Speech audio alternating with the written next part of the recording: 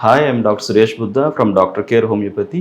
ఈరోజు మనం kidney related సమస్యలు ఎలాంటి వస్తాయనేది కామన్గా వచ్చే సమస్యల గురించి తెలుసుకుందాం. సో ముఖ్యంగా కిడ్నీ రిలేటెడ్ అయితే కనుక చాలా మందిలో అండి కిడ్నీ స్టోన్స్ అనేది చాలా కామన్గా కనిపించేటటువంటి సమస్య. సో ఇది యూజువల్గా ఎలా వస్తుందంటే ఏదైతే కిడ్నీ ఫిల్టరేషన్ జరుగుతూ ఉంటుందో, ఎవరిలో అయితే తక్కువ వాటర్ క్వాంటిటీ తక్కువ తీసుకునేటటువంటి వాళ్ళు దీని యొక్క యూరిన్ యొక్క సాంద్రత అనేది ఫిల్టరేషన్ దగ్గర వాటర్ తక్కువ తీసుకోవడం సాంద్రత పెరిగి లవణాలు అనేవి కిడ్నీస్ దగ్గర ఏంటంటే స్టాగ్నేట్ అయిపోవడం జరుగుతూ ఉంటాయి. సో ముఖ్యంగా వీటిలో మనకి కాల్షియం రిలేటెడ్ స్టోన్స్ అనేది అంటే కాల్షియం ఆక్సలేట్ స్టోన్స్ అని, కాల్షియం ఫాస్ఫేట్ స్టోన్స్ అని, యూరిక్ యాసిడ్ స్టోన్స్ అని, ప్రోటీన్స్ హెవీగా ఉండడం వల్ల కూడాను మనకి కొన్ని రకాల స్టోన్స్ అనేవి ఫామ్ అవ్వడం జరుగుతూ ఉంటాయి. వీటి వల్ల జరిగేటటువంటి ఇబ్బంది ఏంటి అంటే ఎలా మనం గుర్తించవచ్చు కిడ్నీ స్టోన్స్ అనేటటువంటిది ఏంటంటే చాలా పెక్యులియర్గా కనిపించేటటువంటి కొన్ని లక్షణాలు ఉంటాయి. అది ముఖ్యంగా ఏంటంటే కిడ్నీ రీజన్లో పెయిన్ అనేది స్టార్ట్ అవ్వడం. సో ముఖ్యంగా ఏంటంటే బ్యాక్ కిడ్నీ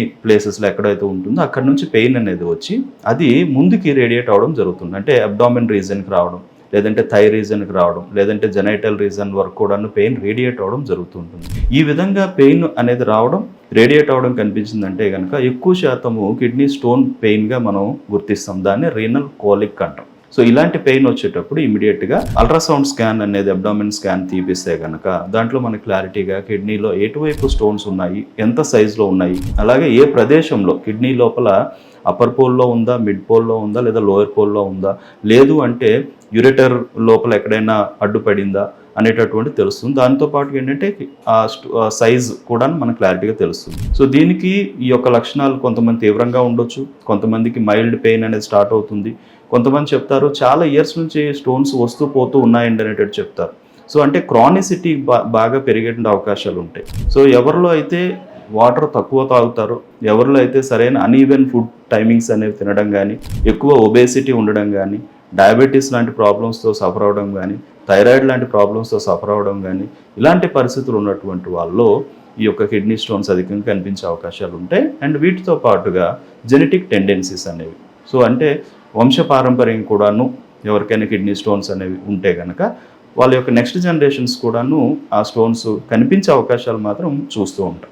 సో ఇవి జనరల్గా రీనల్ క్యాలిక్యులే రిలేటెడ్ ప్రాబ్లమ్స్ అన్నమాట. దీనికి హోమియోపతిలో పాయింట్ ఆఫ్ వ్యూలో ఎలాంటి ట్రీట్మెంట్ తీసుకోవచ్చు? చాలా మందికి బాగా తెలిసిన విషయం ఏంటంటే హోమియోపతిలో కిడ్నీ స్టోన్స్కి చాలా మంచి మెడిసిన్స్ ఉన్నాయని తెలుసు. ఇందులో ఏంటంటే కాన్స్టిట్యూషనల్గా బాడీ యొక్క నేచర్ని బట్టి, పెయిన్ యొక్క తీవ్రతను బట్టి, పెయిన్ యొక్క రేడియేషన్ ఎలా వస్తుంది, ఎటు నుంచి ఎటువైపు ఎలా వస్తుంది పెయిన్ అనేది, వీటన్నిటిని బేస్ చేసుకొని వాళ్ళకి మెడిసిన్స్ అనేది ఇవ్వడం జరుగుతుంది. సో ఇది ఇస్తే కనుక డెఫినెట్లీ తొందరగా పెయిన్ రిలీఫ్తో పాటుగా కిడ్నీ స్టోన్స్ కూడా కరిగిపోవడం, మళ్ళీ రిపీటెడ్గా రాకుండా ఉండే అవకాశాలు కూడా హోమియోపతి ట్రీట్మెంట్ ద్వారా మనం చేయొచ్చండి. సో డెఫినెట్లీ హోమియోపతి అనేది కిడ్నీ స్టోన్స్ రీనల్ క్యాలిక్యులే ప్రాబ్లమ్స్కి అనేది పూర్తి ఉపశమనం అనేది తీసుకొచ్చేటటువంటి పరిష్కార మార్గంగా చెప్పవచ్చు.